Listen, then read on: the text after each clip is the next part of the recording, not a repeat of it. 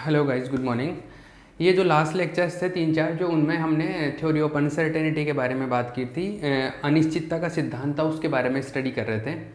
अभी ये जो लेक्चर है और इससे आगे वाले जो लेक्चर्स होंगे 2-3, उसमें हम लोग डी ब्रोगली की परिकल्पना है उसके बारे में बात करेंगे, डी ब्रोगली हाइपोथेसिस के बारे में। ये बहुत कमाल की चीज़ है और इसके आने के बाद में बहुत की एक बात करें जो क्वांटम मैकेनिक्स, जो एक्चुअल क्वांटम मैकेनिक्स है, जो बाकी के जो 2 यूनिट में हम लोग पढ़ने वाले हैं, नेक्स्ट 2 यूनिट में, उसका जो बेस है वो यहाँ से स्टार्ट होता है। डी ब्रोगली जो हाइपोथेसिस है, डी ब्रोगली की जो परिकल्पना है वहाँ से, ठीक है। तो डी ब्रोगली हाइपोथेसिस क्या है उसके बारे में मैं स्टार्ट कर रहा हूँ, क्या किस तरीके से है। तो देखो भैया, डी ब्रोगली हाइपोथेसिस को हम लोग डिस्कस करते हैं।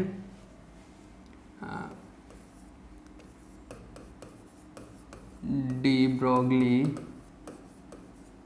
हाइपोथेसिस, डी ब्रोगली परिकल्पना।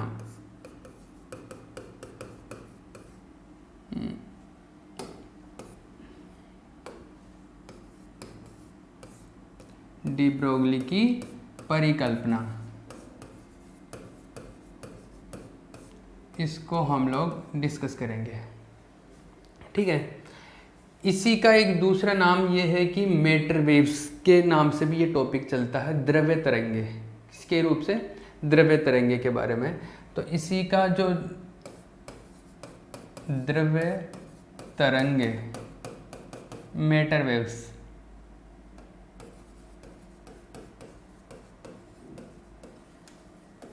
अब देखो डी ब्रोगली ने कमाल की चीज़ बताई थी, वो क्या थी।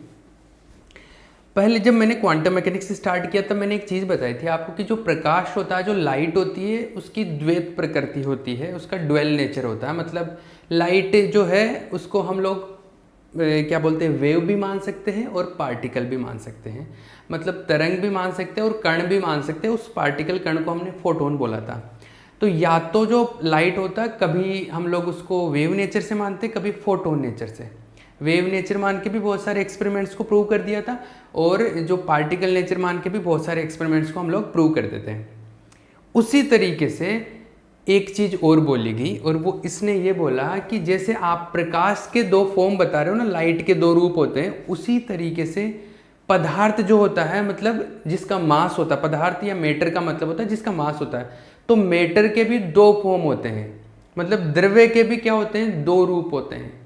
द्रव्य मतलब पदार्थ, मतलब जैसे ये है पार्टिकल मान लो, या मैं हूँ, या कोई भी पार्टिकल है, इलेक्ट्रॉन, प्रोटॉन, न्यूट्रॉन, जो भी है, तो जिसका मास है वो क्या है, पार्टिकल है, जो वो क्या है, पदार्थ है। तो हर एक पदार्थ के या हर एक कण के साथ में, इसने क्या बोला, हर एक कण के साथ में, हर एक पार्टिकल के साथ में एक तरंग होती है। उसके साथ में उसकी एक क्या होगी, एसोसिएटेड वेव होगा, उसके साथ में एक तरंग संयोजित रहती है। ये इसने बोला, मतलब कि एक कण का एक दूसरा रूप भी होता है, तरंग रूप, वेव फॉर्म। हाँ जी, ऐसा होता है। और ये किस तरीके से, क्या क्या चीज़ें हैं, वो तरंग कैसा है, क्या है, उसके बारे में बात करते हैं। तो लिखो पहले मैं इसका वो जो इसका परिकल्पना, जो एक स्टेटमेंट है, इसका कथन है, वो लिखवा देता हूँ। लिखो, डी ब्रोगली परिकल्पना के अनुसार, according to the hypothesis of de Broglie, according to the hypothesis of de Broglie, de Broglie की परिकल्पना के अनुसार प्रत्येक गतिशील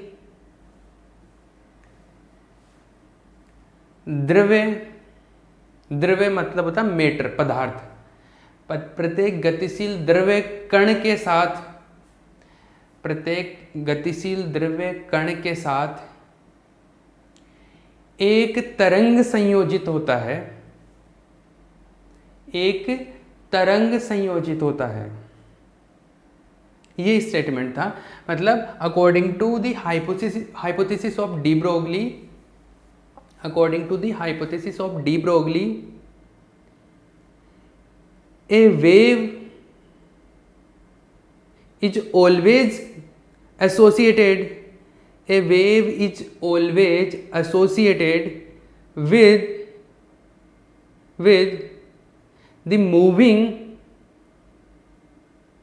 matter particle, moving matter particle।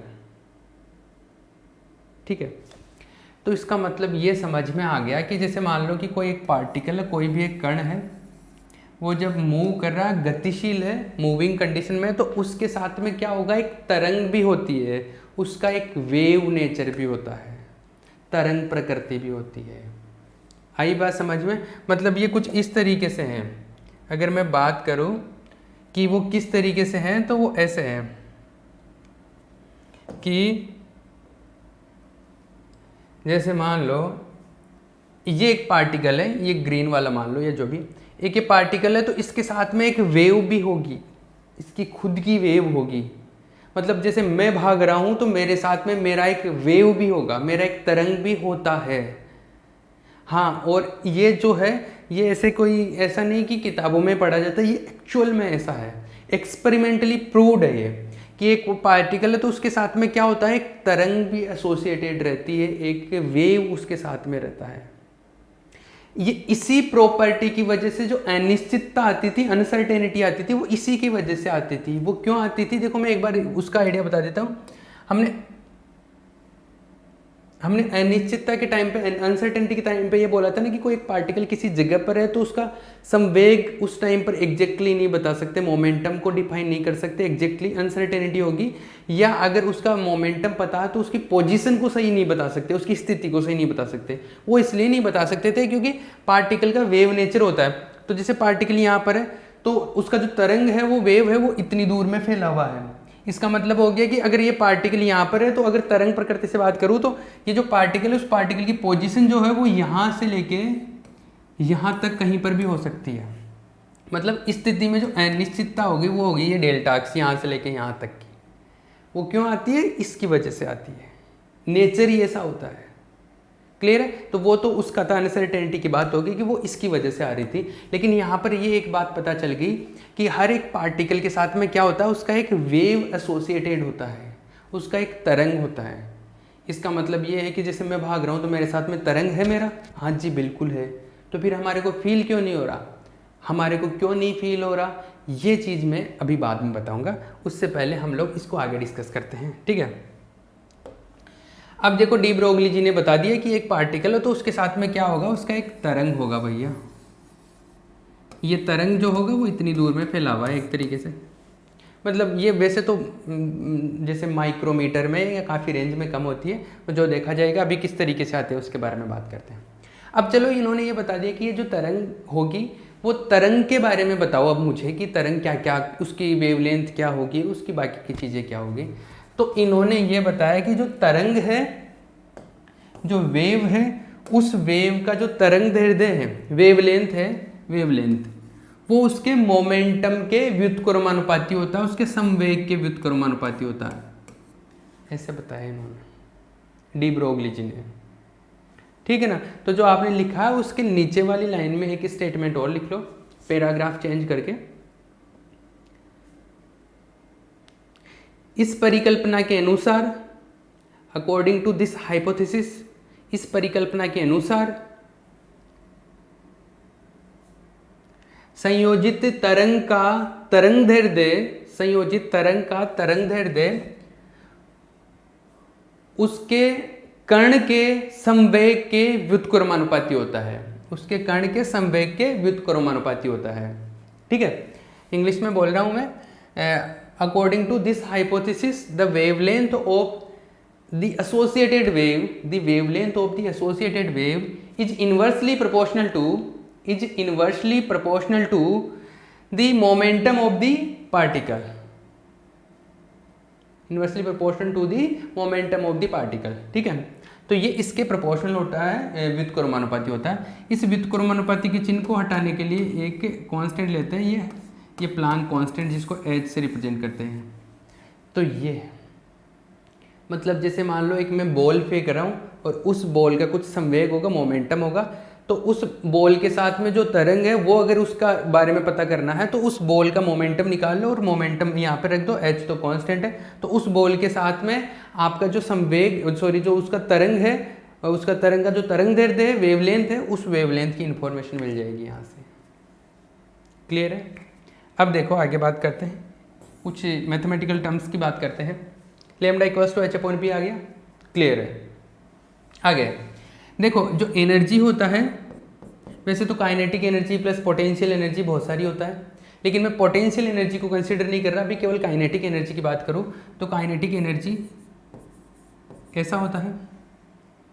Quantum mechanics में जो टोटल एनर्जी, जैसे एनर्जी हो गया, ये kinetic energy plus potential energy अभी बात नहीं कर रहे हैं हम लोग, केवल काइनेटिक एनर्जी की बात कर रहे हैं, ठीक है।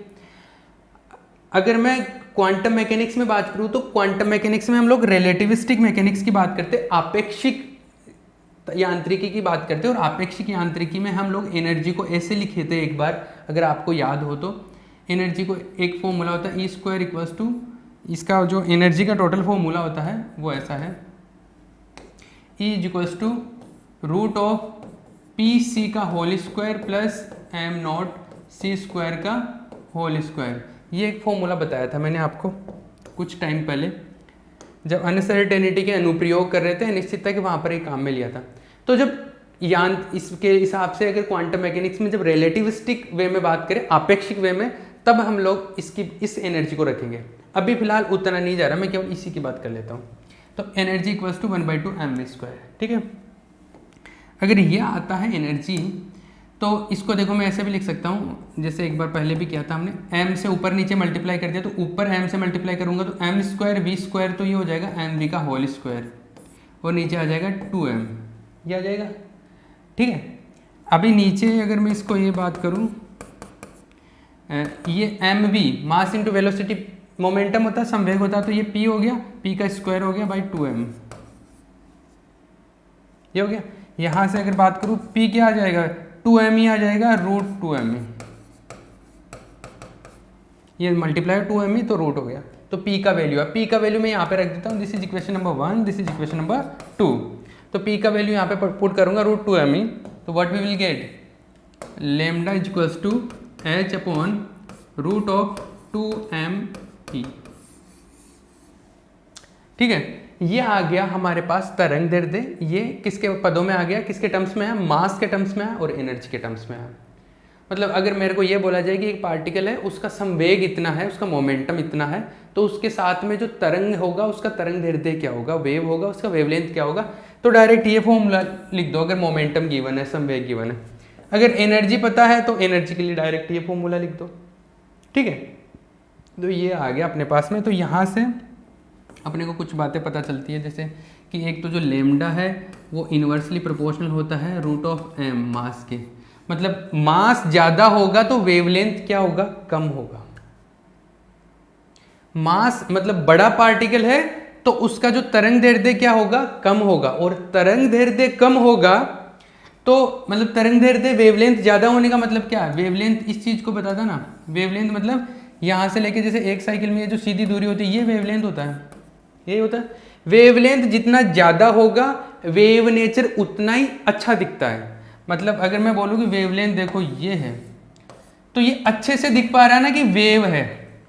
अगर वेवलेंथ में कम कर दूं, मान लो वेवलेंथ इतना सा कर दिया, ये लो, अगर वेवलेंथ इतना सा कर दिया, इससे भी अगर कम कर दूं, ये लो, तो अपने को वेव दिखाई नहीं देगा, या वेव नेचर अच्छे से हमारे को क्या होगा पता नहीं चलेगा। तो लेमडा का अगर वैल्यू ज़्यादा है, लेमडा का वैल्यू अगर मेरे पास में ज़्यादा आता है तो मुझे वेव नेचर अच्छे से दिखता है, यही होता है। लेकिन जैसे बड़े पार्टिकल होते हैं जिनका मास ज़्यादा होता है, अगर मास ज़्यादा होगा तो लेमडा का वैल्यू क्या आएगा, काफ़ी कम आएगा, और लेमडा का वैल्यू अगर काफ़ी कम आता है तो वेव नेचर अच्छे से दिख नहीं पाता। इसका मतलब ये नहीं होता कि वेव नेचर होता नहीं है, वेव नेचर होता है लेकिन वो दिख नहीं पाता। इसीलिए जैसे मैं भाग रहा हूँ तो मेरा मास काफ़ी ज़्यादा है, केजीज में है, तो केजी में है तो मास ज़्यादा होने की वजह से लेमडा क्या होगा, काफ़ी कम होगा, और लेमडा काफ़ी कम होगा, इसलिए वेव नेचर हमारे पास, हमारे साथ में जो वेव है उसके साथ में वेव नेचर दिखता नहीं है, उसके साथ में तरंग का जो रूप है वो अच्छे से डिफाइन नहीं कर पाते। लेकिन जब छोटे पार्टिकल्स की बात करो, जैसे इलेक्ट्रॉन्स की, तो इलेक्ट्रॉन्स का मास काफ़ी कम होता है तो वेव नेचर लेमडा का वैल्यू काफ़ी ज़्यादा मिलता है, तो लेमडा काफ़ी वैल्यू मिलेगा तो अपने को अच्छे से वेव नेचर दिखता है। इसलिए बड़े पार्टिकल्स में वेव नेचर नहीं दिखता, छोटे पार्टिकल्स में दिखता है। आई बात समझ? क्लियर है? ठीक है भैया, तो लेमडा का ये बात यहाँ से क्लियर हो जाती है। एक दूसरी चीज़ हमारे को यहाँ से ये भी पता चलता है कि लेमडा जो है इन्वर्सली प्रोपोर्शनल टू 1/√E, मतलब एनर्जी ज़्यादा होगी तो भी लेमडा क्या होगा, कम होगा। ये दोनों चीज़ें पता चल गई। अब इसी के ऊपर अगर मैं बात करूं, क्या अभी देखो जब ये नया कंसेप्ट आया लोगों को भरोसा ही नहीं हुआ कि ऐसा होता है कि पार्टिकल के साथ में वेव कैसे हो सकता है भैया, नहीं हो सकता ना। मतलब एक पार्टिकल वेव की तरह बिहेव कैसे कर सकता है, एक पदार्थ तरंग की तरह कैसे बिहेव करेगा। तो उन्होंने एक एक्सपेरिमेंट किया। वैसे तो वो एक एक्सपेरिमेंट डेविसन जर्मर एक्सपेरिमेंट है, वो नेक्स्ट क्लास में आपके आएगा, लेकिन मैं एक दूसरा एक्सपेरिमेंट की बात करता हूँ। एक दूसरा एक्सपेरिमेंट किया गया और वो एक्सपेरिमेंट क्या था, देखो भैया, एक एक्सपेरिमेंट किया गया और उस एक्सपेरिमेंट में ऐसा था, जैसे ये दो रास्ते हैं, ये स्लिट्स है, स्लिट्स बोलते हैं इनको। यहां से इलेक्ट्रॉन्स को भेजा गया, एक रास्ता बना लिया, वहां से क्या हो गया, इलेक्ट्रॉन को भेजा गया। और जब इलेक्ट्रॉन को अगर भेजा गया, किसी पदार्थ को भेजा जाता है, तो जैसे मान लो कि मैं इस देर देखना, अगर मान लो ऐसे रास्ते हैं, यहाँ पे ये दीवार लगी हुई है, अगर इधर से इलेक्ट्रॉन को मैं भेज रहा हूँ तो इलेक्ट्रॉन सामने ही तो जाएंगे, यहाँ पे जाएंगे, या इधर से भेज रहा हूँ तो यहाँ पे जाएंगे। अरे सामने से ऐसे भेज रहे हैं तो इधर ही जाएंगे ना, ऐसे तो नहीं जाएंगे ना कि इधर चलेंगे या इधर चलेंगे। क्लियर है? लेकिन जब इलेक्ट्रॉन को भेजा गया तो देखा क्या गया, आपको पता है? ये देखा गया कि कुछ इलेक्ट्रॉन यहाँ पर रहे सामने, जस्ट सामने, कुछ इलेक्ट्रॉन जैसे इसमें भी कुछ सामने रहे, ऐसे होना चाहिए था। लेकिन एक्चुअल में जो देखा गया वो ऐसा देखा गया कि जैसे ये दो रास्ते थे, तो यहां पर बीच में जो यहां पर स्लिट है, जहां पर तो रास्ता ही नहीं है, इधर से भेजा इधर से भेजा, तो यहां पर बीच के अंदर यहां पर काफी इलेक्ट्रॉन मिले, फिर थोड़ा साइड में यहां पे इलेक्ट्रॉन मिले, यहां पे भी इलेक्ट्रॉन मिले, यहां पे थोड़े कम इलेक्ट्रॉन मिले, यहां पे थोड़े कम इलेक्ट्रॉन मिले, फिर यहां पे कम, यहां पे कम। मतलब अगर इसका पैटर्न बनाओ तो ये ऐसा बना,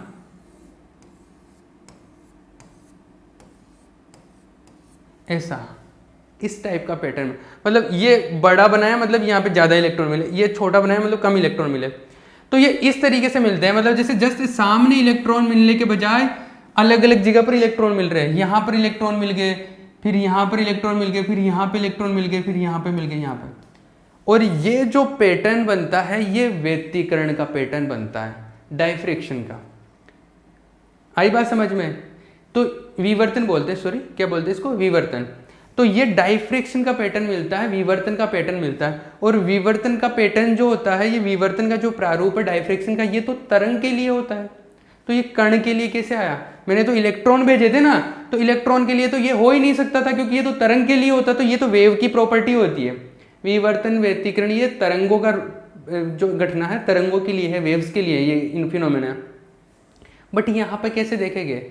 जब यहाँ पर देखे गए तो इससे ये पता चला कि जो इलेक्ट्रॉन था एक्चुअल में उसके साथ में वेव है, तभी ये पता चला कि जो इलेक्ट्रॉन के साथ में वेव है तभी ये हो पा रहा है, अदरवाइज पार्टिकल्स के साथ में तो ऐसा होता ही नहीं है ना। तो यहाँ से ये एक्सपेरिमेंटली प्रूव भी हुआ था। और भी एक्सपेरिमेंट थे, जैसे डेविसन जर्मर का एक एक्सपेरिमेंट था, वो एक्चुअल में किस वे में है, सेटअप वगैरह, उसको हम लोग डिटेल में बात करेंगे। लेकिन ये चीज़ हुई कि इलेक्ट्रॉन के साथ में ऐसा देखा गया, तो पता चला कि यार ये तो वाकई में हो रहा है। और वाकई में हो रहा तो इसका मतलब है कि पार्टिकल के साथ में वेव होता है। क्लियर? तो ये ऐसा है। अब इसको हम लोग जो पढ़ रहे थे, हम लोग तो इसको आगे कंटिन्यू करते हैं, ठीक है, डेरिवेशन को। तो हमने ये पढ़ लिया था लेमडा प्रोपोर्शनल टू 1/m। अब ये हमारा एक स्टेटमेंट हो गया और ये थोड़ा सा डेरिवेशन हो गया। अब आगे बात करते हैं, इसी को आगे बात करते हैं, ठीक है। अब अगर मैं बात करूं कि हमारे को ये पता चल गया कि जो डी ब्रोगली है उसके अकॉर्डिंग लेमडा जो होता है वो या तो आप ये बोल लो h/p होता है, या आप ये बोल लो क्या कि ये होता है h/√2m/e, ये होता है एनर्जी के टर्म्स में आ गया। अब अलग अलग पार्टिकल्स के लिए कैलकुलेशन की गई और उनके लिए ये पता किया गया कि कैसे कैसे हम लोग निकाल सकते हैं लेमडा के लिए। तो जैसे मैं इलेक्ट्रॉन के लिए बात कर लेता हूँ, या जैसे एक होता है कंडीशन मान लो कि आप पहला पॉइंट मान लो इससे रिलेटेड, अब इसको अलग अलग कंडीशंस में सोल्व करेंगे। यदि कण का आवेश इसको एक सेकेंड, इसमें आप ये लिख लेना, यहाँ पर जो लिखा ना, यहाँ पर ये क्या है, डी ब्रोगली तरंगदैर्ध्य है ये, इसको बोलते हैं डी ब्रोगली तरंगदैर्ध्य। डी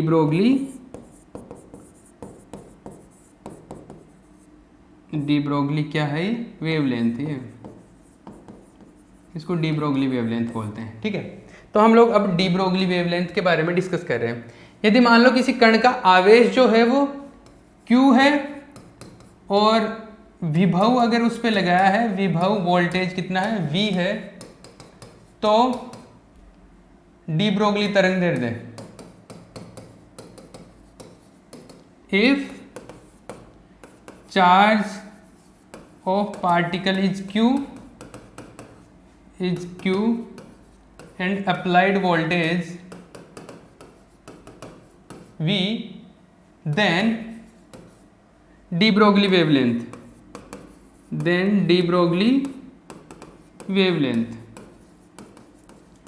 ये बोल रहा है कि अगर मान लो कोई पार्टिकल है, कोई कण है, उसका चार्ज है आवेश से Q और उस पर मैंने V वोल्टेज अगर लगा दिया तो उसका तरंगदैर्ध्य क्या होगा। ठीक है, एग्जाम में ये आ जाता है कई बार, ये छोटा सा क्वेश्चन ये आ जाता है 1.5 मार्क्स के में, जो 1.5 का जो क्वेश्चन आता है उसके अंदर। तो अगर मैं बात करूँ, जैसे मान लो कि अगर चार्ज है, आवेश जो है वो तो कितना गिवन है, Q है, चार्ज इज Q, और वोल्टेज जो है वो कितना लगाया गया है, विभव या वोल्टेज आप जिसको बोल लो, potential, applied potential is V। तो जो एनर्जी है वो इस तरीके से दी जाती है, देन एनर्जी जो होगी वो होती है Q इंटू V। ये एनर्जी होगी, तो हमारे पास है ये, इसको ये लिख लो, since lambda equals to h upon root of 2m होता है, अरे ये होता है। तो ये अगर मैं बात करूँ तो यहाँ पर E का वैल्यू पुट कर दो, और अगर E का वैल्यू पुट करेंगे तो ये आ जाएगा h upon root of 2m⁴v। आ गया बात समझ में। तो मतलब अगर वोल्टेज के टर्म्स में अगर कोई बात पूछी जाती है तो हम लोग ये ऐसे दे सकते हैं। तो आवेशित कणों की जब भी बात होगी, चार्ज पार्टिकल्स की जब भी बात होगी, तो ये वाला फॉर्मूला हम लोग काम में ले सकते हैं। उसका चार्ज पता हो, आवेश पता हो और उसका वोल्टेज पता हो। तो एक सेकंड, मेरे पास टाइम कितना बचा है मैं वो देख लेता हूँ, फिर हम लोग इसको कंटिन्यू करते रहेंगे। अभी 6 मिनट बच रहे हैं अपने पास में। ठीक है, तो इसमें हम लोग कुछ जो आवेशित कण है उनके बारे में मैं बात कर लेता हूँ। जैसे चार्ज पार्टिकल, जैसे मान लो इलेक्ट्रॉन हो गया, प्रोटॉन हो गया, न्यूट्रॉन हो गया, अल्फा पार्टिकल हो गया, उनके बारे में बात कर लेते हैं। फिर जो अनावेशित होंगे, अनचार्ज पार्टिकल्स हैं, उनके बारे में बात करेंगे। तो जैसे इलेक्ट्रॉन के लिए बात कर लूँ मैं, पहला केस यहाँ पे ले लेता हूँ। आवेशित कणों वाले में पहला केस ले लिया मैंने इलेक्ट्रॉन के लिए। इलेक्ट्रॉन के लिए lambda for electron, wavelength for electron. तो लेमडा क्या आएगा, अब देखो इलेक्ट्रॉन का मास कितना होता है, ये सारे वैल्यू रखने पड़ेंगे ना। इलेक्ट्रॉन का मास कितना होता है, मास ऑफ इलेक्ट्रॉन कितना होता है, 9.1 × 10⁻31 kg ये होता है। अगर मैं इलेक्ट्रॉन के चार्ज की बात करूँ, आवेश की बात करूँ, कितना होता है, 1.6 × 10⁻19 ये होता है। अगर H की बात करूँ तो H कितना होता है, 6.6 × 10⁻34 जूल सेकेंड ये होता है। तीनों के वैल्यू रख दूँ तो वोल्टेज जितना लगाएंगे ना, उस वोल्टेज के टर्म्स में लेमडा आ जाएगा। तो मैं इसको लिख रहा हूँ, lambda is equals to H upon, H का वैल्यू रख देते ना, H का वैल्यू 6.6 × 10⁻34, ये रूट ऑफ 2 इंटू मास 9.1 × 10⁻31, और ये जो Q का वैल्यू है वो आएगा 1.6 × 10⁻19 इंटू V, ऐसा है। अरे क्लियर है, ये आ गया। जब इसको सोल्व करते हैं तो क्या आता है, देखो ये आता है, जैसे मैं बात करूं, ये 10⁻31, ये 10⁻19, ये कितना हो गया 40 और 50 हो गया। तो ये 50 में से रूट निकालेंगे तो 10⁻25 आएगा। तो लेमडा इज इक्वल्स टू ये आएगा 6.6 इंटू 10⁻34। ये अगर बात करूँ तो ये हो गया 2 तो 30, ये 3.2 इंटू 9.1 इंटू ये आएगा 10⁻40। तो इसको मैं अगर बात करूँ रूट v, इसको मैं ऐसे लिख लेता हूँ, ये 10⁻25 बाहर आ गया, 50 हुआ था ना अंदर, 50 का रूट लिया तो 25 बाहर आ गया और रूट ऑफ v आ गया। अब अगर मैं यहाँ पे वैल्यू पुट करूँ, वैल्यू क्या है, ये कैंसिल आउट हो गया, 25 से ये कैंसिल आउट हुआ, कितना बचा 10⁻9 बचा, 6.6 इंटू 10⁻9 तो ये बच गया। और ये अगर मैं बात करूँ तो ये करीब करीब आएगा, ये करीबन 30 के अराउंड आएगा। और 30 के अराउंड अगर मैं रूट लेता हूँ तो ये आता है कितना, करीब 5.5 के अराउंड, 5.4 के अराउंड आएगा ये वाला वैल्यू। तो ये मैं अगर ऑलमोस्ट मानूँ तो ये 5.4 के अराउंड आएगा। और ये रूट v कर दूँ मैं यहाँ पे लेमडा, और इसका जो वैल्यू आएगा कैलकुलेट करने पर, तो ये जो वैल्यू 6.6 अपॉन 5.4, अगर इसको हम लोग डिवाइड करते हैं तो ये जो वैल्यू आता है, इसका जो डेटा है लास्ट का मैं वो बताता हूँ कितना आता है। ये अगर इलेक्ट्रॉन के लिए अगर हम बात करते हैं तो 12.27 आता है। ये कितना आता है, मतलब 1.27 आता है, ये आता है। ये इसको डिवाइड करते हैं तो इंटू 10⁻9 अपॉन रूट v, ये आया। और अगर मैं इसको ऐसे लिख दूं, लेमडा इज इक्वल्स टू, इस पॉइंट को इधर ले जाऊं, मतलब 10 से मल्टीप्लाई कर दूं, तो 10 से मल्टीप्लाई करूंगा तो ये 12.27 हो जाएगा। 10 से मल्टीप्लाई करूंगा मतलब 10⁻1 से, और तो 10⁻1 से क्या -1 से भी मल्टीप्लाई करना पड़ेगा, तो ये हो जाएगा। इसको मैं 1.2 या मैं इसको ऐसे बोल लूँ, ये 12.27, एक पॉइंट इधर किसका दिया, इधर किसका दिया, तो इधर पावर क्या हो जाएगा, बढ़ जाएगा, तो ये आ जाएगा रूट ऑफ v। और इसको ऐसे भी बोलते हैं क्या, 10⁻10 क्या होता है, एंगस्ट्रॉम होता है ना, तो लेमडा इज इक्वल्स टू क्या हो गया 12.27 अपॉन रूट v, ये एंगस्ट्रॉम।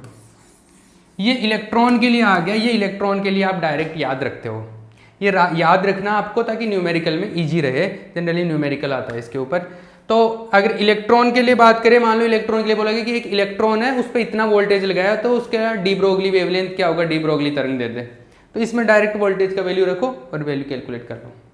कोई ये फॉर्मूला भूल जाता है तो आप फिर ये फॉर्मूला तो याद ही है सबको, जो ये फॉर्मूला इलेक्ट्रॉन के लिए पूछा, अच्छा क्यू का वैल्यू पुट करो, मास पुट करो, वोल्टेज जितना दिया है वोल्टेज पुट करो, एच पुट करो, लेमडा आ जाएगा। क्लियर है। बट ये जैसे कोई भी कॉम्पिटिटिव एग्जाम देते हो, जैसे IIT जेम का या जो भी है, या जैसे एग्जाम के लिए भी, आपके एग्जाम के लिए भी न्यूमेरिकल आता है, तो न्यूमेरिकल को जैसे सोल्व करना है तो आप पूरा डेरिवेशन करो, इतना वापस से ये सारी चीज सोल्व करो, इसके बजाय आप डायरेक्ट ही फॉर्मूला याद रखो तो अच्छा है। तो एक आवेशित कण हो गया, एक चार्ज पार्टिकल, इलेक्ट्रॉन के बारे में बात कर ली। अब प्रोटॉन के बारे में बात करूंगा नेक्स्ट लेक्चर में, ठीक है।